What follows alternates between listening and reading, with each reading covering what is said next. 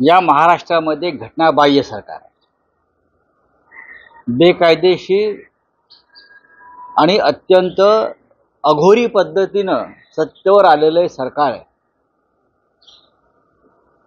त्याच्यामुळे त्यांच्याकडे माणुसकी किंवा भावना या गोष्टी त्यांच्याकडे असतील हे अजिबात संभवत नाही। बदलापूरमध्ये ज्या शाळेमध्ये ही घटना घडली ती शाळा भारतीय जनता पक्षाशी संबंधित आहे।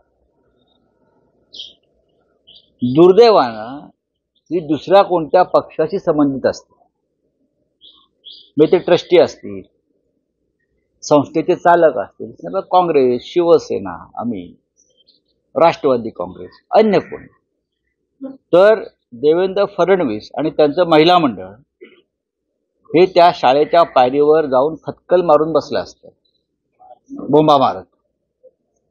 आता गेले का? नाही।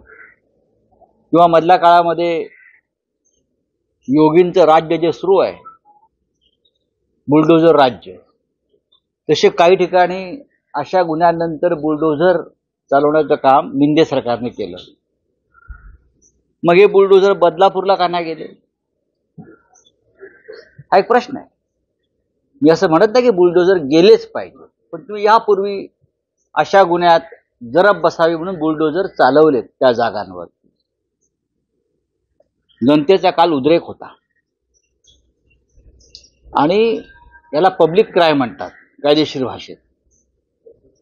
आणि जेव्हा जेव्हा असा पब्लिक क्राय झाला तेव्हा त्याची दखल न्यायालयाने घेतलेली आहे अनेक प्रकारात। मग कालच्या पब्लिक क्रायची दखल सर्वोच्च न्यायालयाने का घेतली नाही? कलकत्त्यातल्या घटनेची दखल सर्वोच्च न्यायालय घेतं, कारण तिथे ममता बॅनर्जीचं सरकार आहे। इकडे पब्लिक क्राय कलकत्त्यापेक्षा जास्त होता काल, पण त्या चिमुकल्यांचा आक्रोश, पब्लिक क्राय हा न्यायालयाचे कानाचे काल पडदे फाडू शकला नाही। देवेंद्र फडणवीस यांनी एसआयटी स्थापन केली अशी घोषणा केली, काय गरज आहे? आरोपी पकडलेला आहे ना, पोलिसांनी तपास केला आहे ना। एसआयटी हा शब्द त्यांच्या तोंडात शोभत नाही। ठाकरे सरकारनं अनेक गुन्ह्यामध्ये ज्या एसआयटी स्थापन केल्या होत्या त्या गृहमंत्री झाल्याबरोबर पहिल्या 24 तासामध्ये देवेंद्र फडणवीस यांनी सगळ्या एसआयटी रद्द केल्या। याचा अर्थ तुम्ही एसआयटी मानायला तयार नाही कोणती, आणि त्या एसआयटी अत्यंत गंभीर गुन्ह्यातल्या होत्या।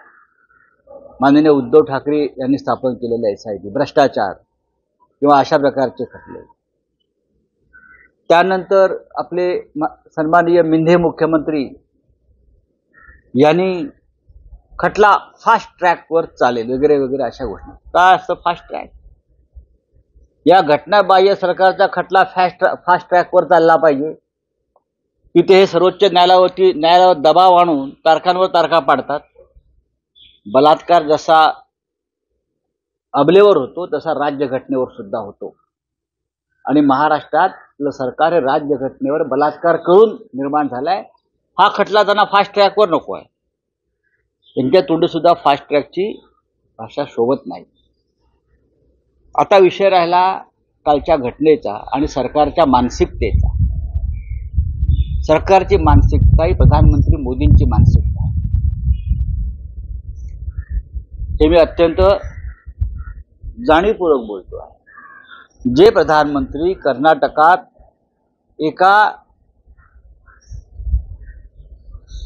बदनाम बलात्काराच्या प्रचारासाठी गेले, प्रज्वल रेवण्णा, त्यांना माहित होतं याच्यावरती बलात्काराच्या 200 पेक्षा जास्त महिलांनी लैंगिक शोषणाच्या तक्रारी केलेल्या आहेत, शेकडो व्हिडिओज त्याचे बाहेर आलेले आहेत।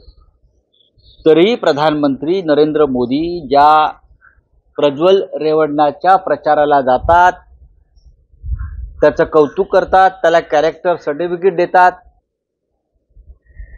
असं नेतृत्व जे महाराष्ट्र सरकार मान्य करतं बलात्काराला प्रतिष्ठा देण्याचं, त्या सरकारकडून तुम्ही काय अपेक्षा करता?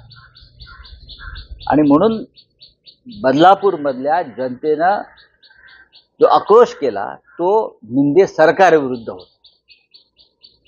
तो प्रधानमंत्री मोदींच्या वृत्तीविरुद्ध होता की हे सरकार लैंगिक शोषणाच्या प्रकरणात, बलात्काराच्या प्रकरणात काही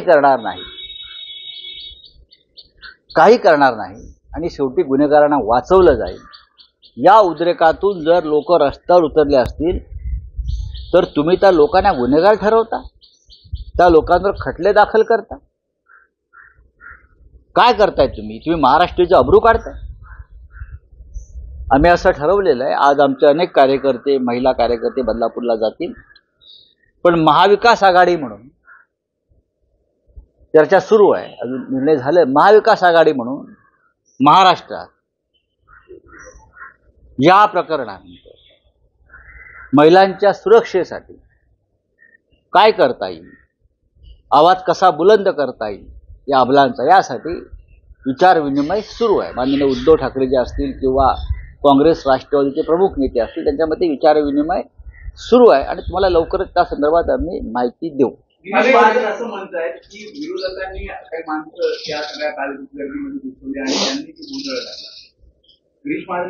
गिरीश महाजन असे म्हणू शकतात ज्यांच्यावरती लैंगिक अत्याचार झाला त्या चिमुरड्या मुली सुद्धा विरोधकांच्या असतील, विरोधकांनी मॅनेज केल्या असतील.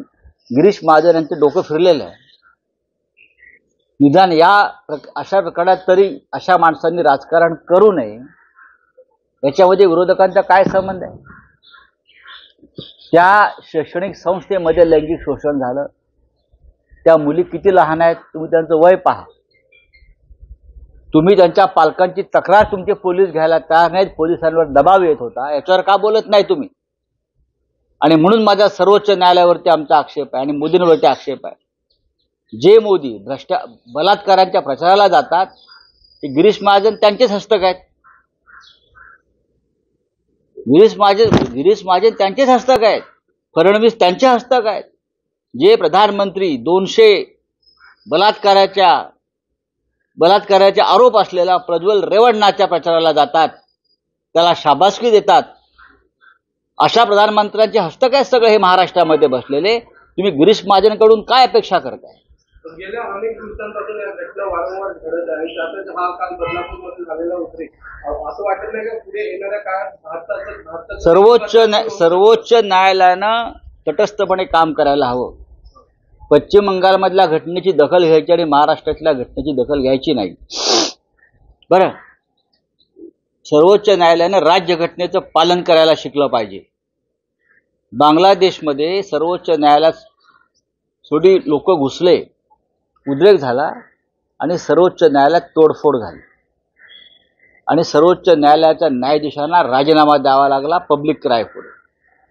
यापासून हिंदुस्थानच्या न्यायव्यवस्थेनं, जनतेनं, प्रशासनानं काही गोष्टी शिकल्या पाहिजे. बोलिए.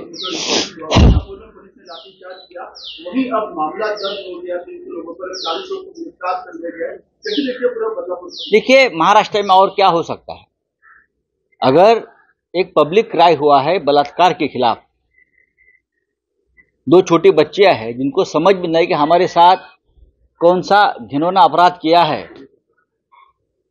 और उस लड़की को प्रोटेक्शन देने के बजाय न्याय मांगने के लिए जो लोग सड़क पर उतरे हैं, आप उनके खिलाफ आपराधिक मामले दायर करते हो. सबसे पहली बात है ये क्यों हुआ, जिस संस्था में ये हुआ, ये संस्था किसकी है? आप ढूंढ लीजिए. अगर ये कोई कांग्रेस पार्टी के साथ जुड़ी हुई संस्था होती, हमारे साथ जुड़ी हुई संस्था होती, तो यही देवेंद्र जी उनका पूरा महिला महामंडल लेकर वहां जाकर 24 घंटे अनशन पर बैठते, तमाशा करते, बहुत बड़ी नौटंकी करते. अभी कहाँ है सब लोग? लोग इसलिए सड़क पर उतरे हैं क्योंकि पुलिस स्टेशन पर उनका अपराध दाखिल नहीं कर रहे थे, लोग FIR लॉन्च नहीं कर रहे थे, दबाव में थे पुलिस. किसका दबाव था पुलिस के ऊपर? ये बता सकते हैं गिरीश महाजन, ये बता सकते हैं देवेंद्र फडणवीस जी, ये बता सकते हैं राज्य के मुख्यमंत्री, किसका दबाव था? जब इस प्रकार की घटना घटती है तो योगी राज में जो होता है बुलडोजर चलाते हैं, वैसे महाराष्ट्र में चलाने की कोशिश कुछ दिन पहले की. तो अपना बुलडोजर वहां क्यों नहीं गया मिंदे जी का? मिस्टर मिंदे से मेरा सवाल है मुख्यमंत्री से कि आपका बुलडोजर बदलापुर में क्यों नहीं गया? आप खुद क्यों नहीं गए? क्यों डरते हैं लोगों से आप? लोगों के ऊपर आप आपराधिक मामले दायर कर रहे हैं। सर्वोच्च न्यायालय क्या कर रहा है? वेस्ट बंगाल में, पश्चिम बंगाल में, कलकत्ता में जो हुआ, आप उस बारे में संज्ञान लेते हो और सरकार को कुछ बोल सुनाते हो, ये क्यों नहीं हुआ, ये क्यों हुआ। फिर महाराष्ट्र में भी उनसे घिनौना अपराध हुआ है 2 बच्चों के साथ, और पब्लिक राय इतना भारी है, लोग सड़क पर उतरे हैं। तो उसका पब्लिक राय सर्वोच्च न्यायालय तक, सुप्रीम कोर्ट तक नहीं जा रहे क्या? अब बताइए। गिरीश महाजन कह रहे हैं कि ये राजनीतिक, कोई देखिए, उनके दिमाग में गंदी राजनीति है। जिस पार्टी के नेता और प्रधानमंत्री कर्नाटक में जाकर एक बलात्कारी के प्रचार में जुटते हैं, एक बलात्कारी का प्रचार करते हैं प्रज्वल रेवन्ना का, जिसके ऊपर 500 से ज्यादा मुकदमे है, आरोप है कि उसने महिलाओं का शोषण किया है, उसके प्रचार में जाने वाले प्रधानमंत्री की जो मानसिकता है, यही मानसिकता उनके जो चेले हैं महाराष्ट्र में, चाहे देवेंद्र फडणवीस हो चाहे गिरीश महाजन हो, ये बलात्कारियों का ही साथ देंगे। ये लाडली बहन वगैरह सब बोगस है, ये सब नौटंकी है चुनाव के लिए और कुछ नहीं। प्रधानमंत्री पोलैंड और यूक्रेन जा रहे हैं। वहां बलात्कार हो रहा है तो रोकने के लिए जाते होंगे, हिंदुस्तान में चलने दो। उस बारे में कल बात करूंगा। महिला पत्रकार से बदतमीजी से बात किया गया, सवाल ये था कि गुना क्यों लेट में बदतमीजी से बात की जा रही है। ये मुख्यमंत्री के सब चेले हैं, उसका नाम है वामन म्हात्रे मुझे लगता है। उसने ये सवाल किया उस महिला पत्रकार से कि क्या आपके ऊपर बलात्कार हुआ है क्या? आप जिस तरह से न्यूज दे रही हो, ये मानसिकता है, यही मानसिकता भारतीय जनता पार्टी की लीडरशिप की है। तो मैं जो बोल रहा हूं ना, कर्नाटक में ये सब प्रज्वल रेवन्ना के चेले हैं और मोदी जी के चेले हैं महाराष्ट्र में। इस प्रकार की भाषा एक पत्रकार, महिला पत्रकार से जो अपना काम कर रही है फील्ड पे, उनको अगर मुख्यमंत्री का एक चेला बोलता है, कहता है कि क्या तेरे पे बलात्कार हुआ है क्या, तो सबसे पहले उसके ऊपर मुकदमा दायर होना चाहिए, वो वामन म्हात्रे के ऊपर। बोलिए। देखिए, ये उज्ज्वल निकम बीजेपी का आदमी है। अब उज्ज्वल निकम वकील नहीं रहे हैं, वो बीजेपी के आरएसएस के एक आदमी है, तो ये अपने अपने लोग वहां बिठाएंगे। मैं उसके ऊपर ज्यादा बात नहीं करूंगा, लेकिन एसआईटी हो, फास्ट ट्रैक हो, ये सब बोलने की बात है और कुछ नहीं। जब हमारी सरकार थी, बहुत से एसआईटी आपराधिक मामले में हम बनाई थी। सबसे पहले देवेंद्र फडणवीस ने क्या काम किया होगा, सब एसआईटी को रद्द कर दिया और सब फास्ट ट्रैक के जो हमारे मुकदमे थे वो निकाल दिए। सर, विधानसभेचं कामकाज 43% घसरलं आहे। महाराष्ट्र राज्य 7व्या क्रमांकावर गेलं, त्याच्या फाउंडेशनचा हा रिपोर्ट आहे। ठीक आहे, त्याच्यावर बोलू आपण नंतर। हा विषय बदलापूरचा गंभीर है। लॉ एंड ऑर्डर की स्थिति गंभीर है और महाविकास आघाड़ी के प्रमुख नेताओं में इस बारे में चर्चा चल रही है। उद्धव जी, नाना पटोले जी, शरद पवार जी, एक साथ मिलकर हम उस बारे में क्या आवाज उठा सकते हैं, उस बारे में चर्चा चल रही है। Thank you.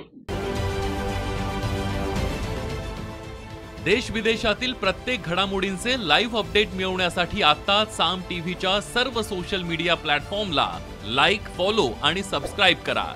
तसंच सर्व नोटिफिकेशनसाठी बेल आयकॉन प्रेस करायला विसरू नका।